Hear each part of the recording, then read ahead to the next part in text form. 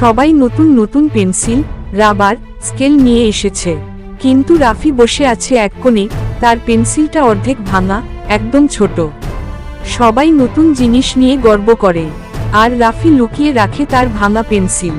Sir বললেন, আজ তোমরা সবাই আমার স্বপ্ন বিষয়ে লিখবে। সবাই দ্রুত লিখতে শুরু করে, কিন্তু রাফির পেন্সিল এত ছোট, ঠিকমতো ধরতেই কষ্ট হচ্ছে। রাফি ধীরে ধীরে লিখছে, তবুও থামছে না।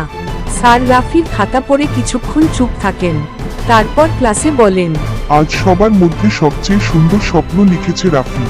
সবাই অবাক হয়ে তাকায়, ভাঙা পেন্সিল দিয়েও লেখা যায় সবচেয়ে বড় স্বপ্ন। রাফি বাইরে বের হয়, আকাশের দিকে তাকিয়ে হাসে। জিনিস না, মনটাই বড় কথা। যদি মন ভাঙে না, স্বপ্ন কখনো ভাঙে না। গল্পটা যদি ভালো লাগে তাহলে অবশ্যই চ্যানেলটা সাবস্ক্রাইব করবে, লাইক, কমেন্ট এবং শেয়ার করতে ভুলবেন না প্লিজ।